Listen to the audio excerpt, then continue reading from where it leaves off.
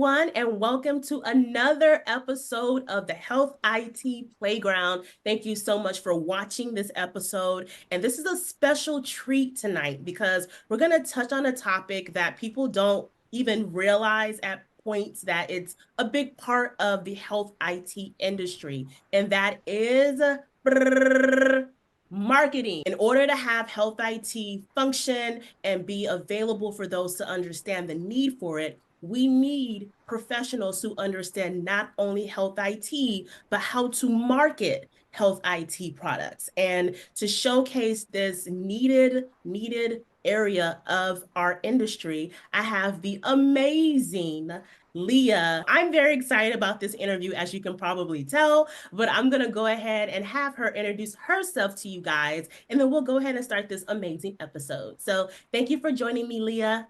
Yes, thank you, Juliette, for this warm welcome. I am very excited to be here. My name is Leah Jakubowicz. I'm a senior manager on the integrated intelligence team at Real Chemistry, which is actually a PR firm that specializes in healthcare and pharma clients. And I'm really excited to talk to you guys today about what that means and how marketing plays a role in health IT. All right. Awesome. And so I always ask this question, you guys know, my first question for everyone is, how did you actually learn about what health IT was? What was your introduction? Yes, my introduction was actually my mom, which is very funny because we have very different personalities in some ways.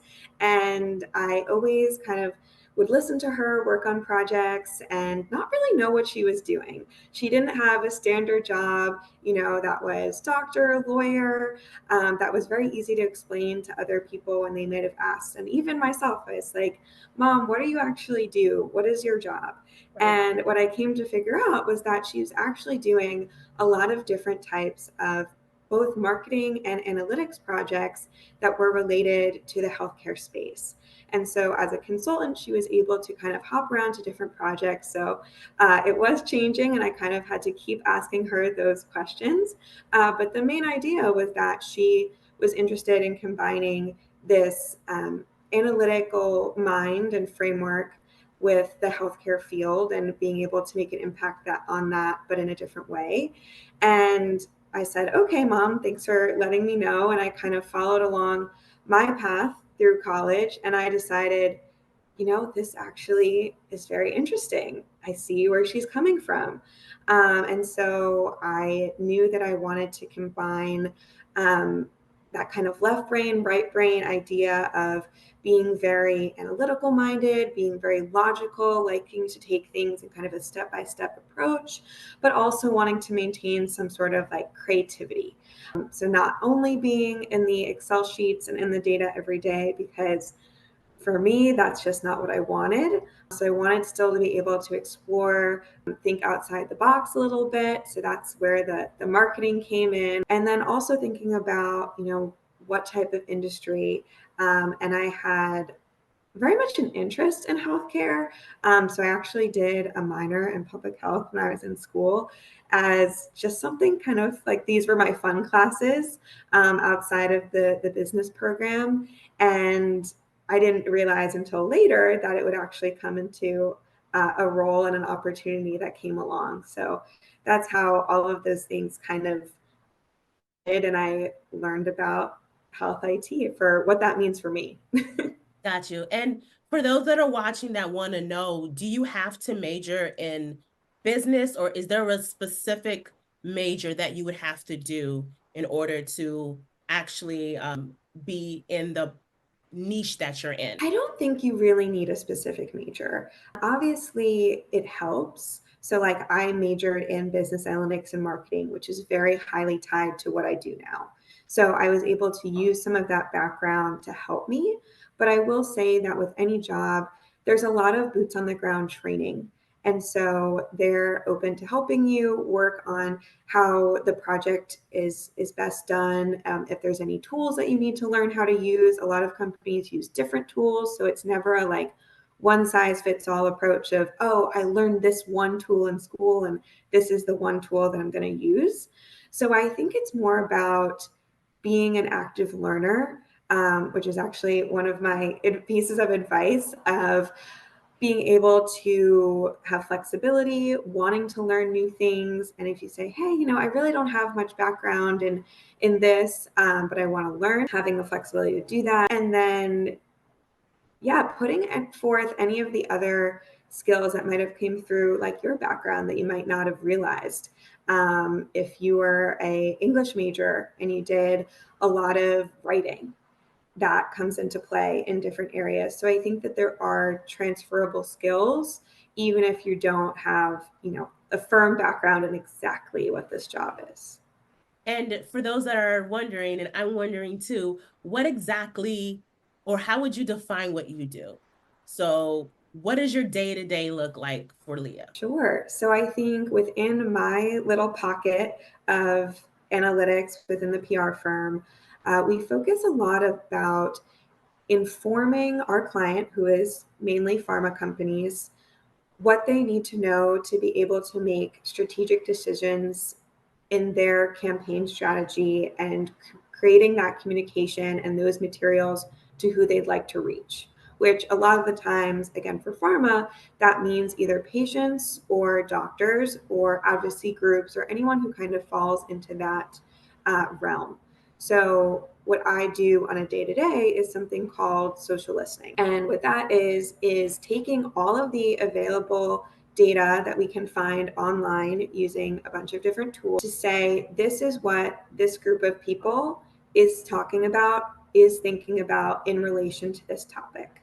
So if there is an unmet need in a disease space, if a certain, rare disease community feels like they haven't been heard or they don't have enough treatment options, maybe that's something the pharma company is interested in knowing.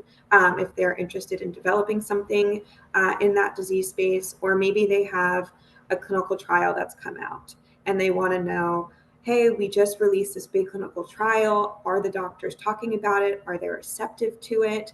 Do we need to educate them more on any of the things that went into it, the population of the patients, who this is going to benefit, how to talk to their patients about it. So kind of filling in any of those knowledge gaps to make sure that they know how to communicate to the audiences that they're looking to reach. I love it. And um, what type of impact do you think that you are playing for health IT clients that you have? Sure. I'd like to think that the impact is ultimately making people a little bit healthier, a little bit more informed about what's going on in healthcare and what their options are. So it's a field that actually both fields, so both healthcare and IT, are changing so fast. And so keeping people aware about what those changes are, being able to communicate that to them in the right way that is going to make an impact that they're actually going to listen to. So if you're trying to tell a patient something who is, let's say, a younger demographic, you're not going to want to give them, a lengthy press release about it. You have to think more creatively about, okay, maybe we want to do a TikTok or an Instagram reel, and we want to bring in like a cool influencer. So thinking about how do we use the data that we have to be able to inform that decision and help people know about, hey, these are the cool things that are happening that can keep you hopefully healthier. And I'm just thinking ahead, is there any AI aspects to your organization and the things that you guys use? Because I know AI is taking over a lot of other aspects Mhm. of health IT. So what about PR? Is AI kind of jumping in there as well? Yes, I think that AI is such a hot button topic right now. Everybody's talking about it. Everybody's talking about how to use it, how do we implement it. And I think the biggest thing for my job is just finding efficiencies with it.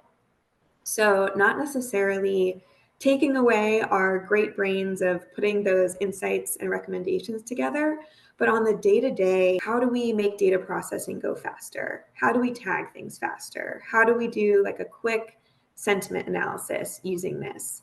Or even proofreading.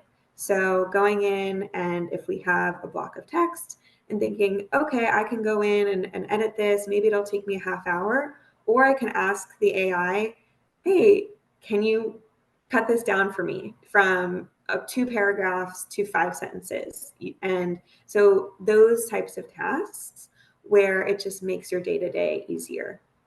Perfect. So if I were a viewer of this interview and I was very interested in what you're saying and wanted to learn more and wanted to see if I was a good fit for this, what characteristics would that person need to have or try to, push to, have in order to be successful in what you're doing right now? Sure. I think the biggest thing is curiosity and pressing the question why.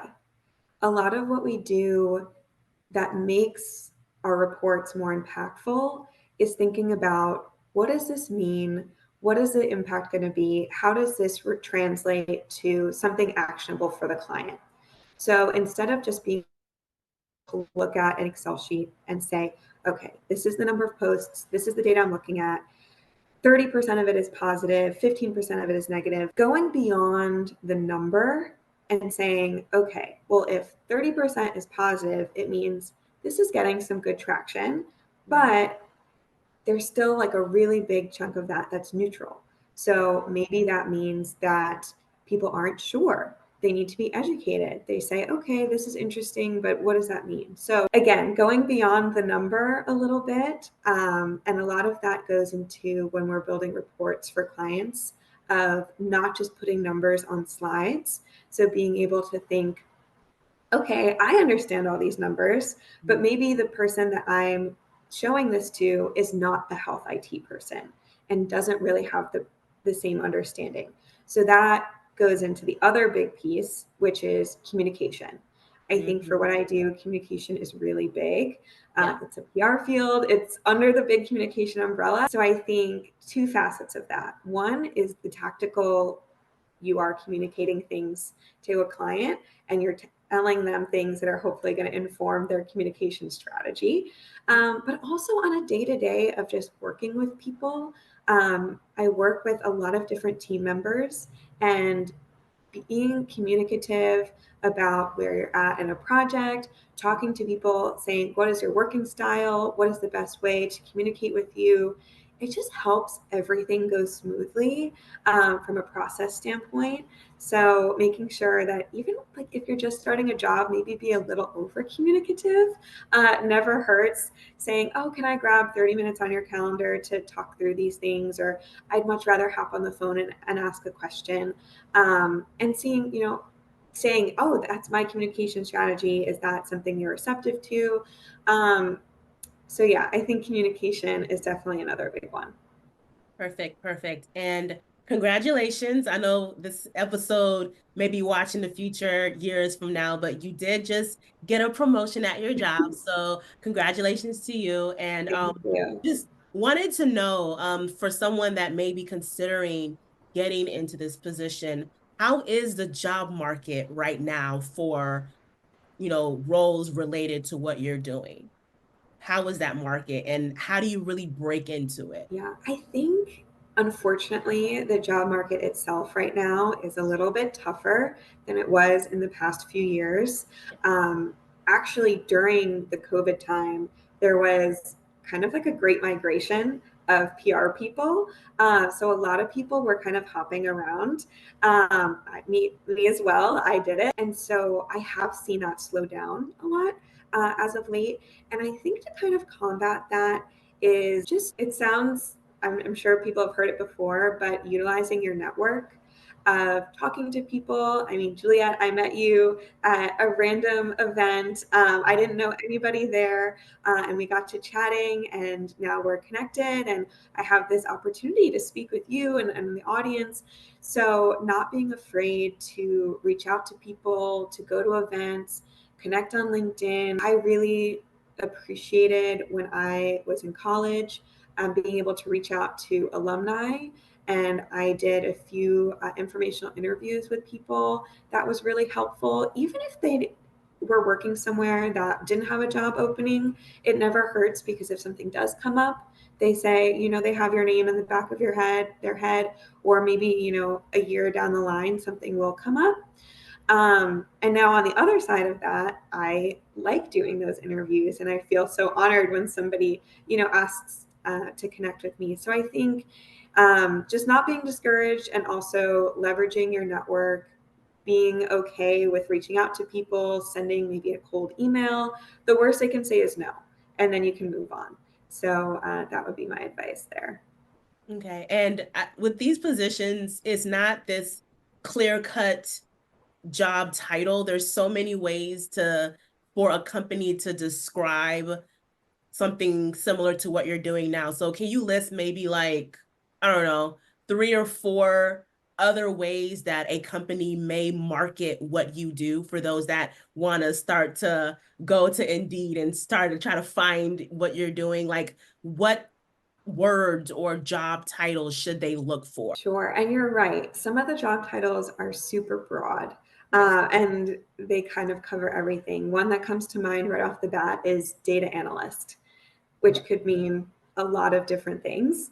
But that is one to keep an eye out for. Social media manager, social media insights manager. I think anything that really touches upon analytics, insight, data, social media, even strategy, communication strategy, corporate communications are some that come to mind. And I think it's crazy that you just said data analyst, because people always think about, oh, well, I need to make this dashboard and analyze just the, patient numbers or rates or whatever the case may be. But you're still using those same skills, but in the marketing space. So those skills can transfer and still be influential to other aspects of health IT aside from just patients or cost, Mhm. which is something that I think is a good aha moment, because I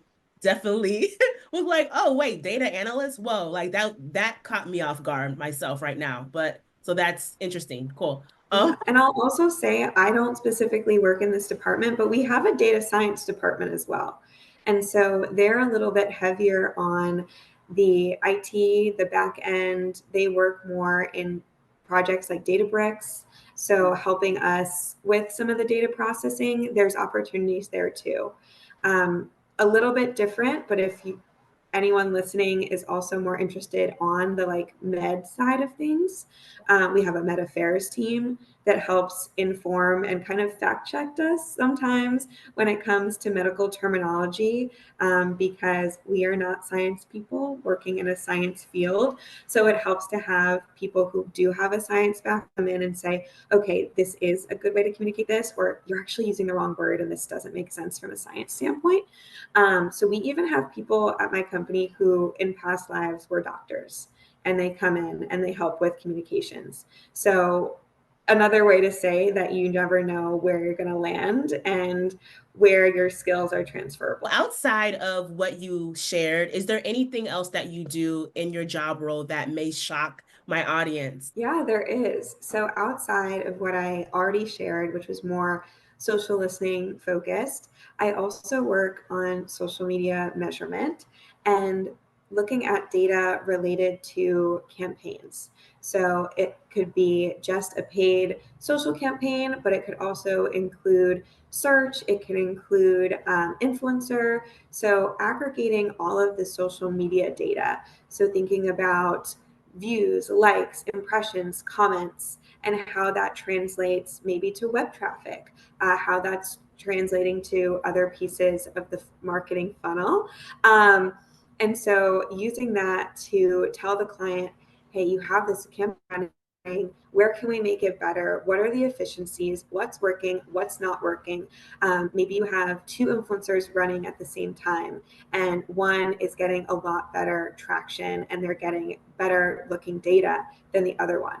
Thinking about, okay, why might that be? Is it because they have a larger following? Is it because of the type of photos they're showing resonates more with the audience? Is it a clearer message statement? So all of those little details that go into, okay, here's what my data is telling me. I have these numbers. This one's doing better. This one's doing worse. And then again, as I kind of touched upon before, pushing the why. So why is that happening? Being able to relay that to the client and then making those data-driven social media decisions of how we want to make our campaign as smooth as possible and reach as many people as possible. And I'm curious, so is this something that if someone wanted to be just a solopreneur consultant and do this on their own solo dolo, would they be able to do that? I think that if you are an influencer or an inspiring influencer, you could definitely do it starting just with your own content. So thinking about the data and the metrics behind what you're putting out to see, okay, I release 3 types of videos and 2 types of photos typically on my accounts. What are the ones that are doing the best? So being able to collect those numbers for yourself and kind of starting there. If you have multiple platforms, thinking about, okay, maybe on Instagram, I get a lot of likes, but on TikTok, that's where I get like a lot of comments when I post this type of video. So starting there is a place, I think if you want to be a consultant, there's definitely room to do so. Smaller clients at first who want more of a personal one-on-one approach to gathering that insight. But there's room to grow. Perfect, perfect. Thank you. I just wanted to know. It sounded like a solo opportunity. So right now you're in this amazing role, you're in this great company. In 10 years, right? Looking back, watching this video, where would you want to be career-wise at that point? Sure. This is actually a hard question for me because I think at the root of it, the answer is I don't know. And as I've been able to progress through my career so far, I've been really fortunate and I really love what I do right now. But I don't know where that's going to take me. And I think that there's some fun and excitement in not knowing Yeah. and being able to carry that along. I obviously would love to keep growing, keep learning, keep moving up the chain in being more of the ultimately decision making seat. So as you move higher and higher up the ladder, you get less, maybe in the weeds and be able to see things from a broader perspective, from a larger, like zoomed out lens. And I think that ultimately is the goal of seeing things from a broader picture, leading a larger team, being able to have more hands in more baskets, and make some of those like larger decision making or strategy decisions. But yeah, we'll see. I'll keep you posted. Yes, I will be watching you as well to see how things go. For those that are interested in doing this career or learning more about it, I know there's a HEMA and there's HIMS. Is there any type of professional association that maybe you're a part of or that you are aware of that they could potentially join to kind of get more and meet more people that are doing what you're doing? Sure. I am not actually involved myself in any organizations, but I had some on my list Yes. that I'm interested in and might be signing up for actually very soon. Okay. And I personally enjoy a lot of women's organizations. So one that was on my radar was the Healthcare Business Women's Association. Okay. They have a lot of chapters across the US. They also do virtual events. I'm in DC, so I know that they have one in the DMV area that I'm interested in. There's also like Women in Comms, Women in PR, a lot of different organizations. I went to a Tech Ladies event recently that also has a lot of virtual events, so they're easy accessible to anybody who might be interested. They have newsletters and they had an in-person networking event, which was really fun. And I actually met people with jobs in like IT that I had never heard of. So plug for that because I feel like that's another main theme of this series. And then another one I'll give a little plug to is meetup groups. So not necessarily an official association, but there are a lot of really great meetup groups. I went to a tech startup one here in DC that was really interesting. It was just showcasing a lot of new up and coming companies that came out of the area. And they're also really great opportunities to meet people and kind of ask questions and get to know different facets. So those are the ones on my mind. All right, and she gave us enough, so I hope you guys are taking notes and you can pause and go back. But she gave you guys more than enough, and I've heard of a few of those too, and they're really good organizations for sure. So please check them out, guys, for those that are interested. And final question, I've asked enough, is what is your last piece of advice for anyone that has watched this episode and are just excited in their seats, ready to just look this up and do it? What's your advice for them, especially if they know nothing about marketing? They just probably only have some health IT courses on their belt, or even a different industry, nursing, whatever the case might be. What's your advice to them? I think my biggest piece of advice is to just be a sponge.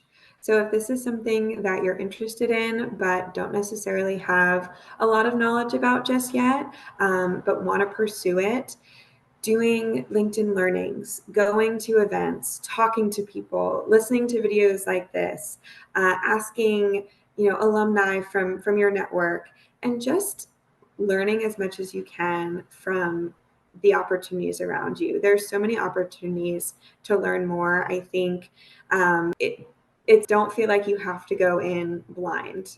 The resources are there. You just have to push yourself to try it. Perfect. And if anyone wants to reach you and they have questions, or I don't know, people reach out. It's happened. So how would you want people to connect with you, viewers here, if they had any additional questions for you? Sure, and happy to answer any questions that come up.